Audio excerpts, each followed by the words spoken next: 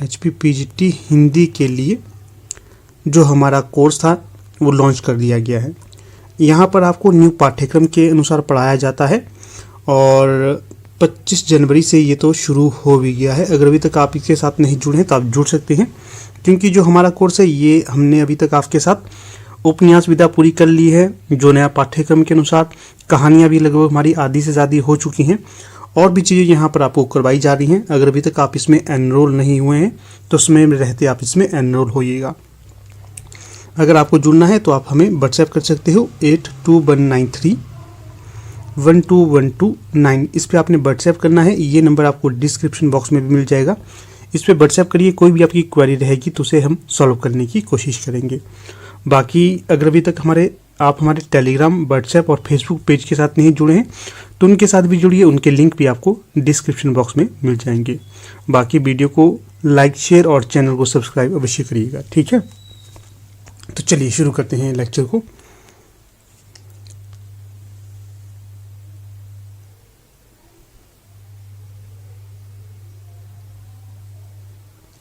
तो देखिए, पहला प्रश्न पूछा गया है, उच्चारण स्थल की दृष्टि से श किस प्रकार की ध्वनि है। तो ज़्यादा डिस्क्राइब नहीं करूंगा, सीधे सीधे प्रश्न पढ़ूंगा और वैसे ही उत्तर दूंगा। तो जो श है ये है आपके तालव्य ध्वनि, ठीक है, तालव्य ध्वनि है श, बी सही विकल्प हो जाएगा। अगला प्रश्न पूछा गया है यहाँ पर, निम्नलिखित में से कौन सा कथन सही नहीं है। तो जो दिए गए विकल्प में सही कथन नहीं होगा तो वो होगा विकल्प सी, जो सर्वनाम का उपयोग संज्ञा के स्थान पर नहीं होता है। इसका ध्यान रखना है, नहीं ये गलत हो जाएगा। क्यों? क्योंकि सर्वनाम का उपयोग संज्ञा के स्थान पर होता है। तो इस प्रकार से जो विकल्प सी है ये गलत हो जाएगा। बाकी जो पहले से सही है इसके ये देख लेते हैं। वस्तुओं के विषय में विधान करने वाले शब्द क्रिया कहलाते हैं। क्या है?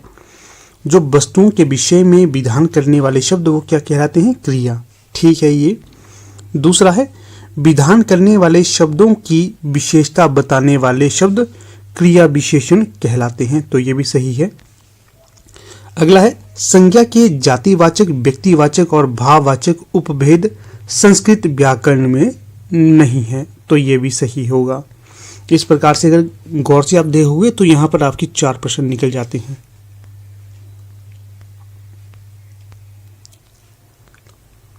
अगला प्रश्न है 3, निम्नलिखित में से कौन सा शब्द भाववाचक संज्ञा नहीं है। नहीं की बात की जा रही है। तो जो यहाँ पर भाववाचक संज्ञा नहीं होगी तो वो होगा आपका प्रकृति। बाकी लंबाई, चतुराई, वजन, ये तीनों ही भाववाचक संज्ञाएं होंगी। अगला प्रश्न है 4, निम्नलिखित में से असंगत युग्म है। तो बताना है असंगत युग्म कौन सा है यहाँ पर जो दिया गया है।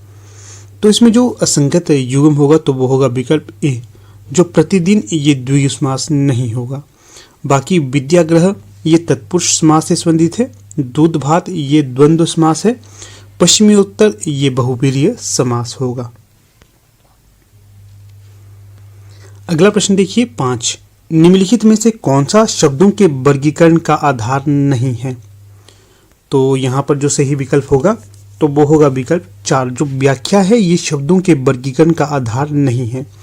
बाकी रचना के आधार पर शब्दों का वर्गीकरण होता है, प्रयोग के आधार पर भी होता है और अर्थ के आधार पर भी होता है। अगला जो प्रश्न है यहाँ पर, अर्थ के आधार पर शब्दों के कितने भेद किए जाते हैं।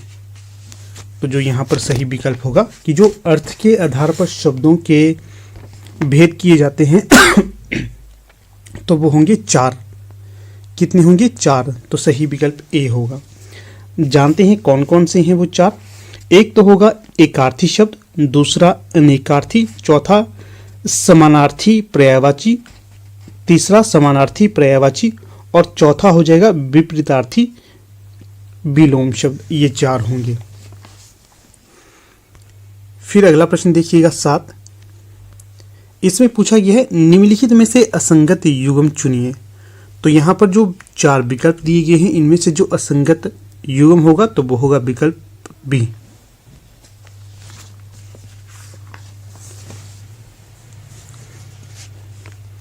तो इसमें देखिए जो नीरज है ये बारिद का मेल नहीं होगा। नीरज का तात्पर्य होता है कमल और बारिद होता है मेघ और बादल, तो ये संगत नहीं होगा। बाकी भौरा मधुकर से संबंधित है, कनक कंचन से संबंधित है, समीर अनिल से संबंधित होगा। अगला प्रश्न देखिएगा 8, ऊंट के मुंह में जीरा, जो ये लकोक्ति है इसका सही अर्थ क्या है?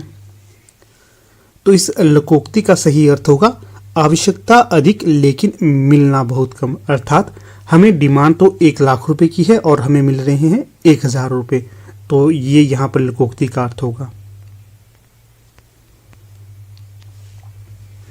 अगला जो प्रश्न यहां पर दिया गया है 9, इसमें क्या पूछा गया है?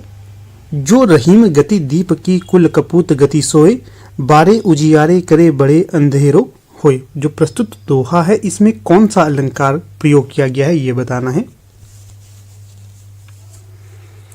तो यहां पर जो अलंकार इस दोहे में होगा तो वो होगा विकल्प बी, श्लेष अलंकार। विकल्प बी यहां पर सही हो जाएगा।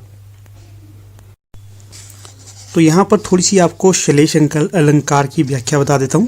श्लेष का अर्थ क्या होता है? चिपकना। तो श्लेष का अर्थ पूछा जाएगा तो ये होता है चिपकना। जहां एक शब्द एक ही बार प्रयुक्त होने पर दो अर्थ दे वहां श्लेष अलंकार होता है। क्या है देखिए, जहां एक शब्द एक ही बार प्रयुक्त होने पर दो अर्थ दे वहां श्लेष अलंकार होता है। दूसरे शब्दों में जहां एक ही शब्द से दो अर्थ चिपके हों वहां श्लेष अलंकार होता है। उदाहरण देखिएगा यहां पर, चरण धरत चिंता करत फिर चितबत चहुओर, सुवरन को ढूंढत फिरत कवि व्याभिचारी चोर। तो यहाँ पर जो दोहा है इसकी दूसरी पंक्ति में है सुवरन, इसका प्रयोग किया गया है जिसे कवि व्यभिचारी चोर तीनों ढूंढ रहे हैं। इस प्रकार एक शब्द सुवरन के यहाँ 3 अर्थ निकलते हैं। कवि सुवरन का अर्थ अच्छे शब्द के लिए करता है, व्यभिचारी सुवरन का अर्थ अच्छे रूप रंग के लिए करता है, और जो चोर है ये सुवरन का अर्थ स्वर्ण के लिए करता है। इस प्रकार से ये यहाँ पर सही हो जाएगा। फिर देखिए एक काफी प्रसिद्ध इसके लिए दोहा भी माना जाता है, कौन सा? रहीमन पानी राखिए बिन पानी सब सुन, पानी गए ना उबरे मोती मानुष चून। तो इस दोहे में पानी को बनाए रखने का आग्रह किया गया है। किसका आग्रह? पानी को बनाए रखने का आग्रह किया गया है। यह आग्रह मनुष्य से किया गया है, इसलिए यहाँ मानुष प्रस्तुत है तथा मोती तथा चून अप्रस्तुत है।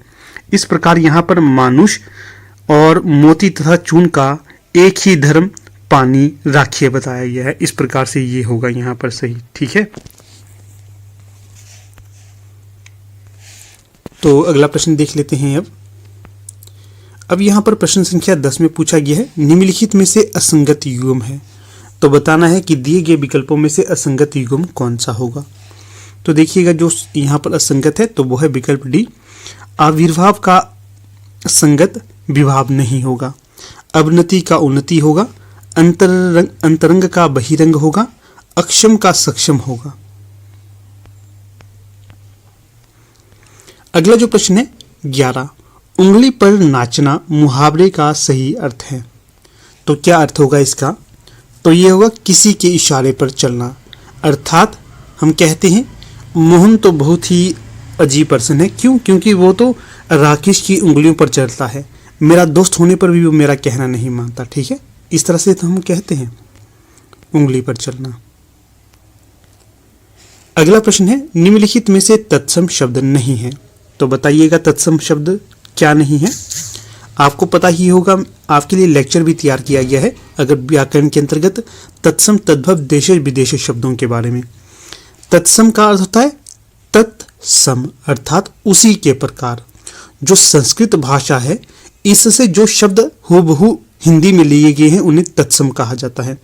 उदाहरण के लिए देखिए, अगर आग है, आग को हम अग्नि लिखा जाएगा, हिंदी में ऐसे कहेंगे ना, देखिए उस जंगल में बहुत ज्यादा अग्नि लग गई है, तो अगर इस पंक्ति के माध्यम से पूछा जाएगा अग्नि किस प्रकार का शब्द है तो अग्नि होगा तत्सम। अगर हम ये लिखते कि उस जंगल में बहुत ज्यादा आग लग गई है तो आग वहां पर पूछते कि कैसा शब्द है तो वो तद्भव होना था, परंतु अगर अग्नि ही हम रखेंगे तो वो होगा तत्सम।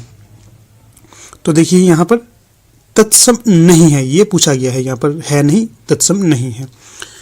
तो यहाँ पर जो तत्सम होंगे तो वो देख लेते हैं पहले। अंगुष्ठ, अंगूठे को कहा गया है संस्कृत में अंगुष्ठ, ये तत्सम है। आशीष, आशीर्वाद को आशीष कहा जाता है। अक्षी, आंख को अक्षी कहा जाता है।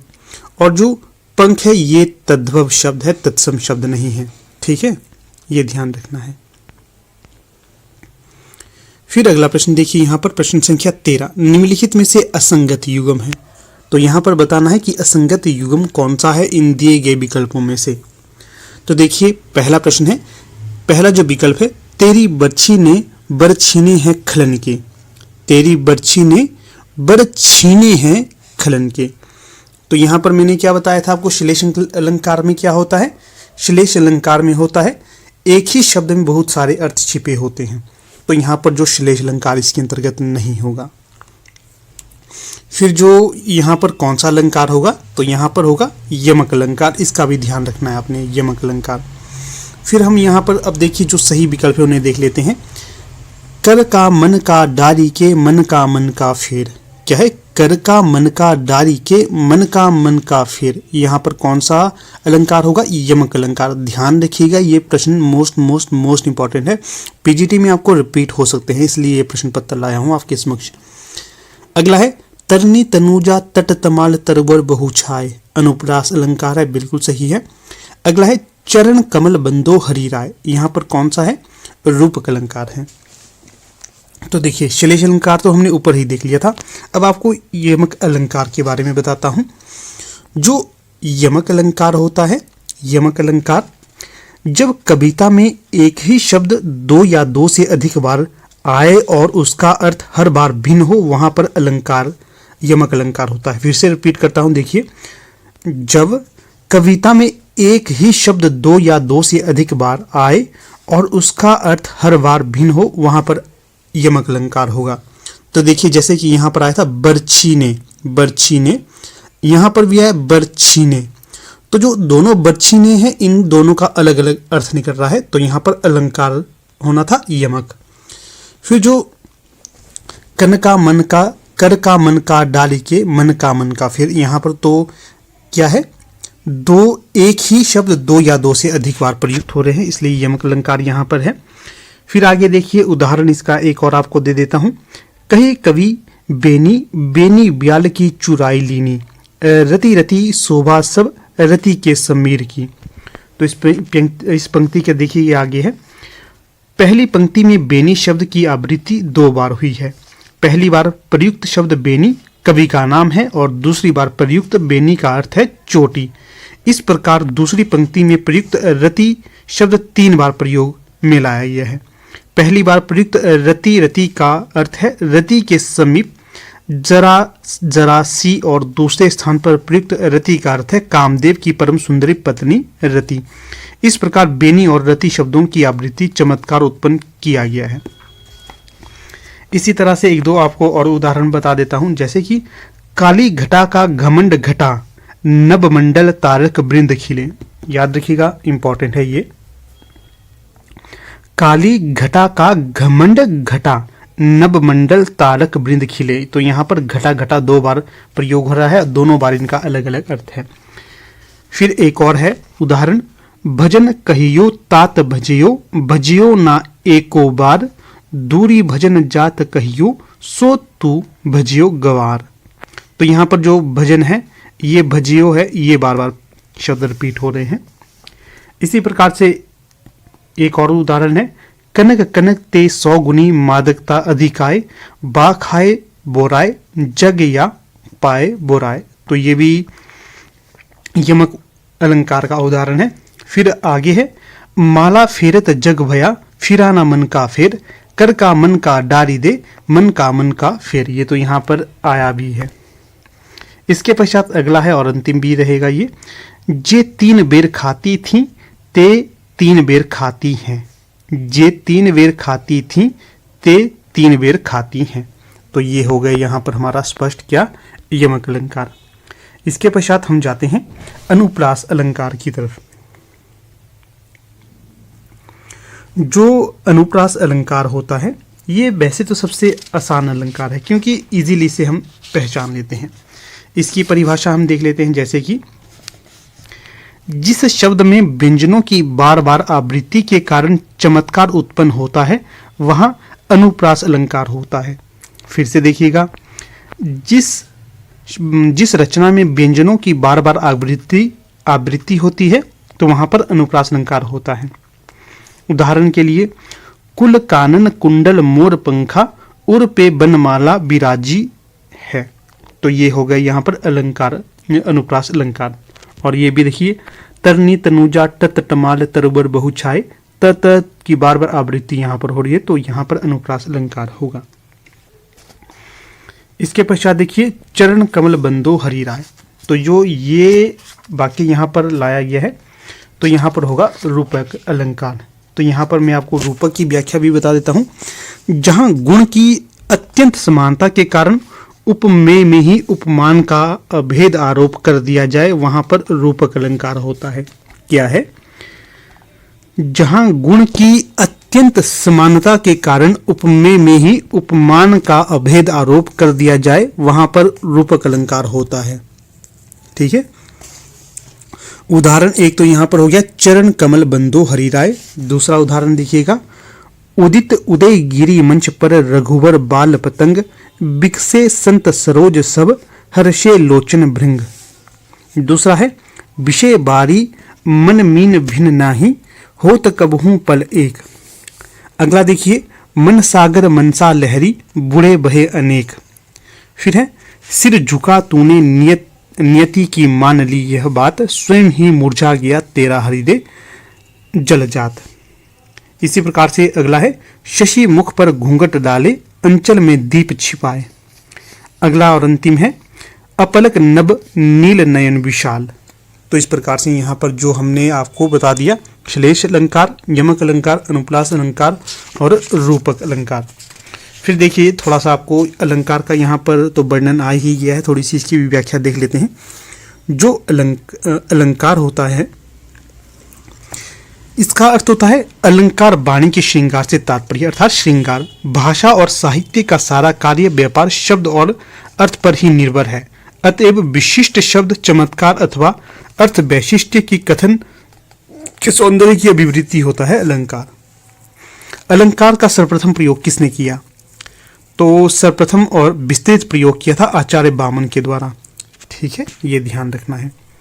अलंकार के भेद अगर आपसे पूछे जाएंगे तो कितने भेद है अलंकार के? अलंकार के हैं 3 भेद। कितने? 3। शब्दालंकार, अर्थालंकार, उभयालंकार।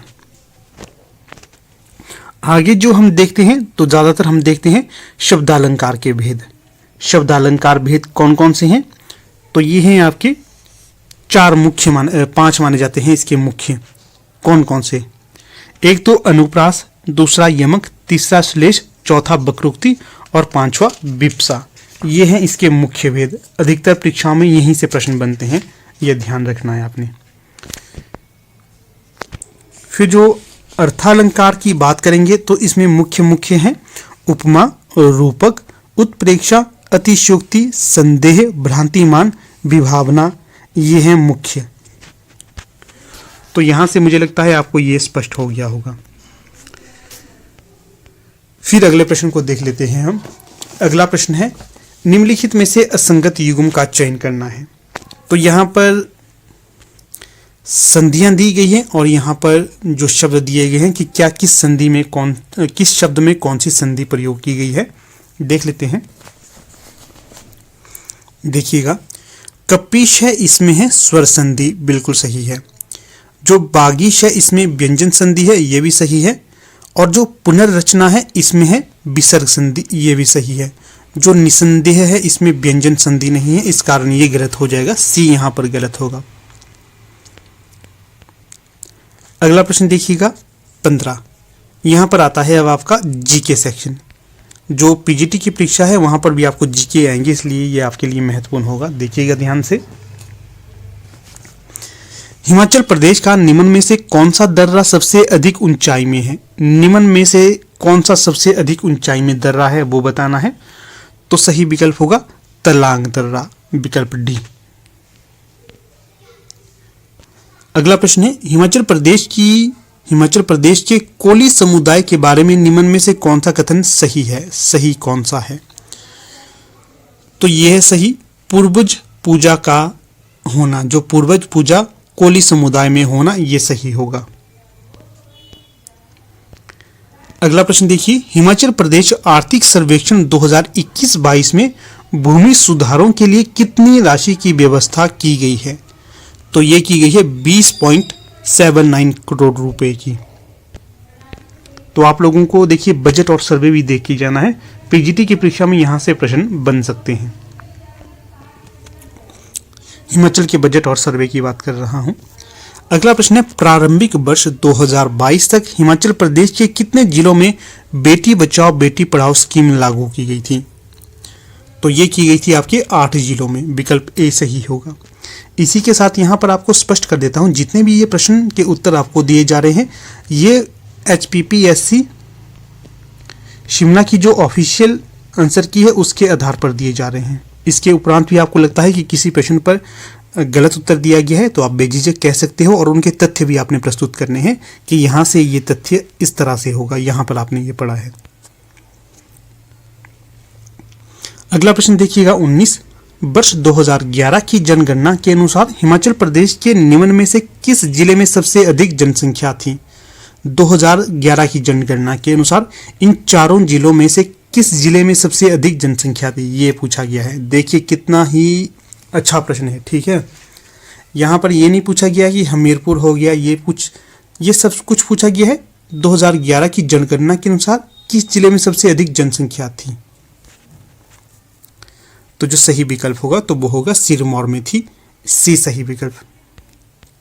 जो HPPSC शिमला है ये धीरे धीरे अपनी जो परीक्षा का पैटर्न है बदलता जा रहा है। यहाँ पर जो परंपरा के अनुसार प्रश्न पूछे जाते थे, जो रिपीट होते थे ज़्यादातर, उनको छोड़कर अब अलग प्रश्न पूछता है, ठीक है। जीके की बात कर रहा हूँ मैं, जीके अब बहुत ही मुश्किल आता है HPPSC शिमला में। अगला प्रश्न है, निम्न में से किस महिला ने सर्वप्रथम हिमाचल प्रदेश का लोकसभा में प्रतिनिधित्व किया था? महिला, कौन सी महिला है? चंद्रेश कुमारी, विकल्प बी यहां पर सही होगा।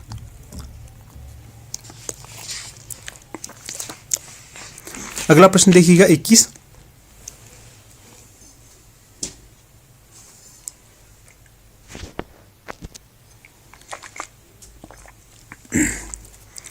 प्रश्न संख्या 21, हिमाचल प्रदेश के शहर मनाली के पड़ोस में हिडिंबा देवी के मंदिर की संरचना निम्न में से किस वर्ष की गई थी? तो थोड़ा सा इस प्रश्न पे संदेह है, जो ऑफिशियल आंसर की है वहां पर तो 1553 दिया गया है, कई कहते हैं 1523 होगा, 53 नहीं होगा, ठीक है। तो आप इसका एक बार छानबीन करिएगा। फिर देखिए प्रश्न बन सकता है कि हिडिंबा देवी मंदिर कहाँ पर है? तो ये मनाली में है, हिमाचल प्रदेश के कुल्लू जिला के मनाली में, और मनाली में ही मनु मंदिर भी है, इसका भी ध्यान रखना है। अगला प्रश्न,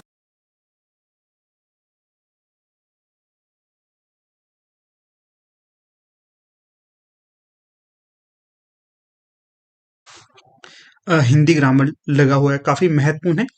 इसी को ध्यान में रखकर हमारी टीम के द्वारा जो हिंदी ग्रामर के लिए बेहद ज़्यादा महत्वपूर्ण नोट्स तैयार किए गए हैं। अगर आप उन्हें लेना चाहते हो तो जो हमारा यहाँ पर व्हाट्सएप नंबर है इस पे आप संपर्क कर सकते हो।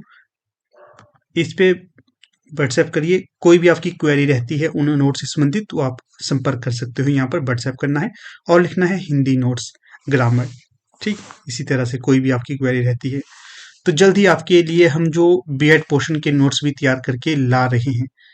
तो अच्छे नोट्स होंगे, काफ़ी अच्छे से वहाँ पर एक्सप्लेनेशन की गई है, जो चीज़ें वहाँ पर चाहिए होगी तो वो आपको सारी मिल जाएंगी। उनके नोट्स भी आपको 1-2 दिन में अवेलेबल कर दिए जाएंगे, ठीक है ना। तो चलिए शुरू करते हैं आज के लेक्चर को।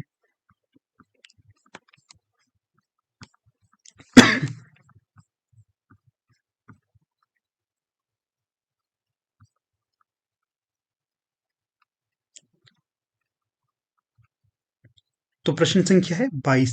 इसमें क्या पूछा गया है, हिमाचल प्रदेश में चीफ कमिश्नरों के कार्यकाल की कालावधि के बारे में निम्न में से क्या सही है? तो ये बताना है यहाँ पर। तो सही जो विकल्प हो जाएगा 22 का तो वो हो जाएगा विकल्प सी, 1958 से लेकर 1952 तक।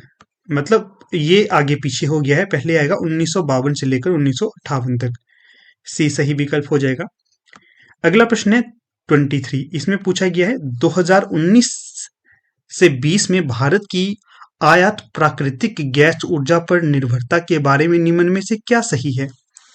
तो देखिए, जो जितने भी प्रश्न ये हैं, ये सारे के सारे आपके लिए महत्वपूर्ण होंगे, जो फर्स्ट पेपर हेतु जीके के ये प्रश्न है, और ये जो कॉलेज कैडर है हिंदी उसमें आए हुए प्रश्न है, इसलिए आपके लिए काफी महत्वपूर्ण होंगे। ठीक, बाकी देखिए, बच्चों में थोड़ा सा ये संदेह रहता है कि जो ये प्रश्न डिस्कस किए जा रहे हैं, क्या ये पीजीटी के लिए महत्वपूर्ण हो सकते हैं। हाँ जी, बहुत ज्यादा महत्वपूर्ण हो सकते हैं। क्यों? क्योंकि जो एचपीपीएससी शिमला है, ये पुराने वर्षों के प्रश्नों को ही लेता है। ये ज्यादा ऐसा नहीं है कि मतलब जो हाल ही में कोई करंट अफेयर के क्वेश्चन उनको ज्यादा लेगा। हाँ, उनको भी लेगा कुछ प्रतिशत तक, परंतु उससे पिछलों को ज्यादा लेता है। जैसे कि आपके 2017 के कुछ करंट अफेयर ले लेगा, 2020 के लेगा, 2019 के लेगा, मिक्सअप करके लेता है। ये काफी हार्ड लेवल के करंट अफेयर के क्वेश्चन देता है एचपीपीएससी शिमला, इसलिए आपको ध्यान में रखकर इनको तैयारी करनी है। ठीक है ना। जो लोग आप लोग तैयारी कर रहे हैं, जैसे एचपीपीजीटी के लिए, कोई भी, ना केवल हिंदी, हिस्ट्री, कोई भी सब्जेक्ट हो, उसके लिए देखिए आपको क्या करना है। आपका देखिए आजकल चला फरवरी, फरवरी से फरवरी से पिछले 6 महीने तक या फिर 1 साल का करंट अफेयर पढ़ना है, क्योंकि आगे का तो आपको आएगा नहीं, पीछे का ही अब आएगा। पिछले करंट अफेयर को देखते रहिए, वहां से ये आपने देखना है सारा कुछ, तो वहीं से आपको प्रश्न बनेंगे। तो प्रश्न क्या था ये, वर्ष 2019 से 20 में भारत की आयात प्राकृतिक गैस ऊर्जा पर निर्भरता के बारे में निम्न में से क्या सही है। तो जो यहाँ पर सही होगा, तो ये होगी 53%, डी सही विकल्प होगा यहाँ। अगला जो प्रश्न है यहाँ पर 24, देश के पर्यावरण संरक्षण के लिए निम्न में से किसने प्लांटोलॉजी नामक कंपनी आरंभ की। तो पर्यावरण संरक्षण के लिए जो प्लांटोलॉजी नामक कंपनी है, इसे शुरू किया गया था राधिका आनंद जी के द्वारा। यहाँ पर ए सही विकल्प होगा। बाकी देखिए, फिर से कह रहा हूं, अगर आप लोग एचपी पीजीटी हिंदी के लिए बैच ज्वाइन करना चाहते हैं, तो यहाँ पर आप हमें व्हाट्सएप कर सकते हैं। कोई भी क्वेरी आपकी इसके संबंधित रहेगी तो आप वहां से जान सकते हो। अगला प्रश्न है 25, bird freedom press index 2022। Index कौन सा है, ये 2022 है। निम्न में से कौन सा देश प्रेस की स्वतंत्रता में भारत से बेहतर था। तो जो ये प्रश्न था, ये थोड़ा सा पेचीदा प्रश्न था। क्यों? जो भारत से बेहतर थे यहाँ पर 2 देश, एक तो हो गया नेपाल, इसकी रैंक 76वीं थी, और दूसरा हो गया श्रीलंका, इसकी रैंक थी 146। चीन और बांग्लादेश की भारत से जो प्रेस स्वतंत्रता थी अच्छी नहीं थी, यहाँ पर ये भारत से पीछे थे। भारत का क्या रैंक था इसमें, 150। तो इन तथ्यों को भी आपने ध्यान रखना है। सही विकल्प होना था विकल्प ए और विकल्प 2। जो बोर्ड है, बोर्ड के द्वारा सिर्फ विकल्प ए ही सही माना गया था, पर इस प्रश्न पर बहुत से बच्चों ने क्लेम भी करा था। तो सभी देशों की यहाँ पर आपको रैंकिंग बता दी है, इसका भी ध्यान रखिएगा। पूछा जा सकता है कि अगर ये प्रश्न आए कि बर्ड फ्रीडम इंडेक्स 2022 में भारत की क्या रैंक है, तो 150वीं है। नेपाल की क्या है, 76वीं है। श्रीलंका की 146वीं है। चीन की 175वीं है। बांग्लादेश की 162वीं है। तो अगला प्रश्न देखिए, निम्न में से किस टीम ने 2022 की इंडियन प्रीमियर लीग जो इसमें विजयी हुई थी, तो इसमें जो हुई थी, तो वो 2022 की बात की जा रही है, तो गुजरात टाइटंस हुई थी। जो 2023 में हुआ था, उसमें कौन विजयी हुआ था, ये प्रश्न आपके लिए छोड़ रहा हूं मैं, इसका उत्तर आपने देना, क्योंकि इन तरह की चीजों को आपको याद रखना ही पड़ेगा। अगर आईपीएल की फुल फॉर्म पूछी जाएगी, तो इंडियन प्रीमियर लीग इसकी फुल फॉर्म है। अगला प्रश्न है 27, निम्न में से किस महाद्वीप में विश्व के सबसे कम प्रतिशत लैंडफॉर्म्स हैं, अर्थात सबसे कम भूमि किस देश में है। तो यहां पर सही विकल्प होगा यूरोप में सबसे कम भूमि है, सी। अगर पूछा जाएगा सबसे ज्यादा भूमि किस महाद्वीप में है, तो वो आपका एशिया होगा। सबसे कम यूरोप में, सबसे अधिक एशिया में। अगला प्रश्न है 28, इंग्लिश चैनल पार करने वाली प्रथम महिला की पहचान निम्न में से कीजिए। तो सही विकल्प होगा एडरले, ये सही विकल्प है, विकल्प ए। आपको जब पढ़ते हो आपको देखिए इस तरह से जो सबसे पहले क्या हुआ है, सबसे बाद में कौन सा हुआ है, इस तरह की पहले, प्रथम, सबसे ऊंचा, सबसे नीचा, इस तरह के प्रश्न भी पढ़ने हैं क्योंकि इस तरह के क्वेश्चन भी आते हैं परीक्षा में। अगला प्रश्न है 129, निम्न में से किस देश में मंगला बंदरगाह है? मंगला बंदरगाह, तो ये है जो आपका बांग्लादेश में। जब ये परीक्षा हुई थी उस समय बांग्लादेश काफी चर्चा में था।